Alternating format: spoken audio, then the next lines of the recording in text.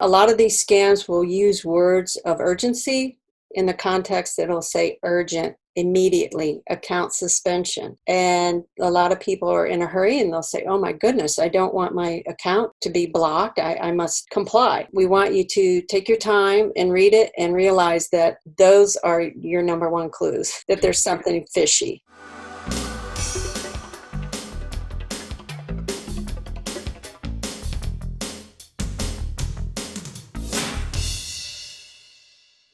Because of the tens of thousands of student, employee, alumni, and other email accounts on our network, Montgomery College is a ripe target for email hackers and cyber attackers. But MC's Office of Information Technology is busy keeping our network safe. Connecting with us to discuss these internet safeguards is Amy Shane, a cyber defense analyst at Montgomery College. Amy, thanks for joining us.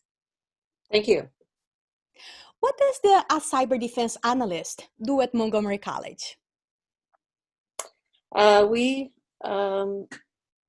primary responsibilities are to protect college data, and we do this through using our email filter and other network systems, but mainly to keep data secure and functional. How often are cyber attack attempts made against the MC network, and what are some of the different kinds of online scams you catch trying to attack the college network? The attacks occur daily, and majority of them are through email because that is the most effective target for attackers. The types of scams that or email threats that we receive are job opportunity scams, emails that are designed to what we call credential harvesting. They seek to get your login credentials to MyMC and Office 365.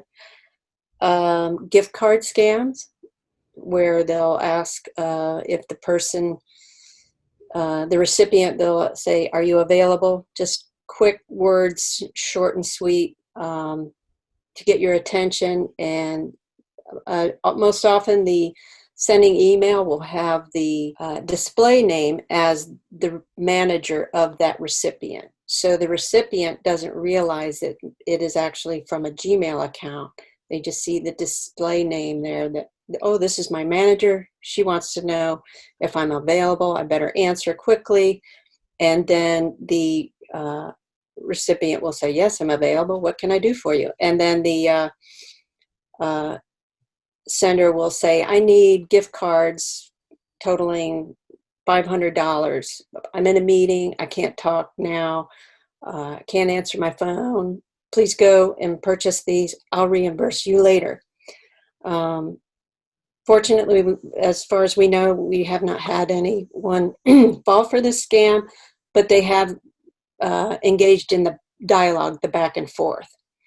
There are others such as update your account with a new password. You're required to change your password, and that's what we call credential harvesting. Well, where they will get your credentials, and then once they have that, they'll have access to your account, use your account to either phish other people or scam others. Another is a shared document. Most folks here at the college will use shared document links to collaborate and work on documents, and those most often, once you click the link, will mirror the Office 365 login page, and which is also another credential harvesting. You'll enter your MyMC credentials, and then the attacker has your credentials. So, Annie, from what I am hearing, we need to pay attention when we are replying our emails, right? Because, like, especially if you use the name of our supervisor or somebody you know, right? We just, hit that reply, and depending on the circumstance that we are dealing with, we might just fall for it. You're right. You hit the nail on the head there when you said we need to pay attention.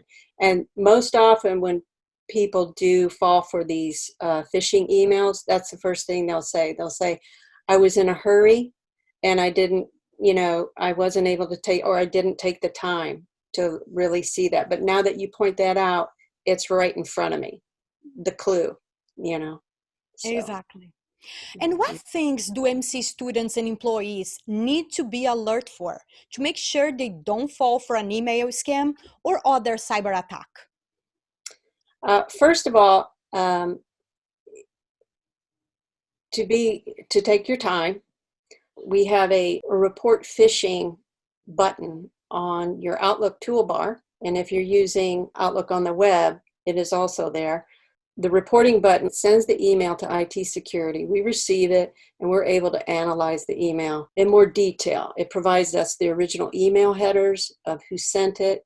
We can actually see the link. We take that link and we do some analysis to find out if it's fraudulent, malicious, attachment, if there's malware. So reporting is the number one thing. We don't expect everyone to know what to do. We know that there's a lot going on and this is not their profession, but you don't have to. Report it and we'll figure it out for you. If it's a legitimate message and there's not anything malicious, we'll send it back to you. We'll write back and say, thanks for reporting. We analyzed this message and we can confirm that it was sent by so-and-so and that that the link is not malicious. Mhm.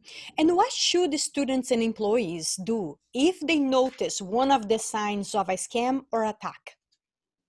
Report it. Do not click the links. Do not click the link. Do not click the link. Report it. And we will address the issue. And the way we do that, when it is malicious, that link, it's a credential harvesting or the like, we can block that link at the firewall. That way, if somebody does click on it, they're not going to be able to get to that link. It's not going to work. We can also block the sending email address. That way, if they try and respond back, that attacker won't be able to respond back to them because our recipient won't receive it. Annie, what other ways can we protect ourselves? That's a good question. We offer two-factor authentication here at the college, which is an added layer of security to protect your MyMC account and Office 365 account. It is mandatory already for employees, but for students, we'd like to let them know to opt in and sign up, enroll. That way, when in the event that somebody does get your credentials, they will not have that second factor, which is your phone. And the way two-factor authentication works is you either enter a passcode or you can use the duo push, which is the recommended method. It's the easiest. And then the attacker won't have that second factor. So they can't get into your account. Mhm. I see. And how else can MC employees and the public in general better arm themselves against cyber scams? Pay attention from what I've already mentioned, but also we offer training in the form of 5-minute modules. They're quick and easy. You can find them in MC Learns. They're provided by SCAMS. They're a industry-leading training company on cybersecurity and other products, but they're very good. And the training is short.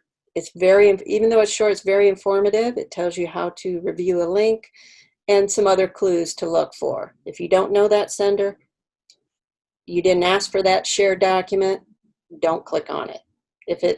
Don't click on an email expecting to figure it out. Some people think, oh, I don't know who this is, and they keep going further and further in to try and figure out who that person is and why they received it in the first place. But that's not what we want you to do. We want you to report it and let us figure it out for you. Sounds like a great advice. And do you have any final words of info or advice for the MC community? To please report. I can't say that enough. When people report the email, we can prevent the other users receiving the same email and block those attempts. So my final advice is report, report, report. Annie, thank you for being here and for protecting Montgomery College internet and email users. Thanks for having me. If you want more information about MC network security, please visit montgomerycollege.edu and search for Security and IT Standards. Stay safe.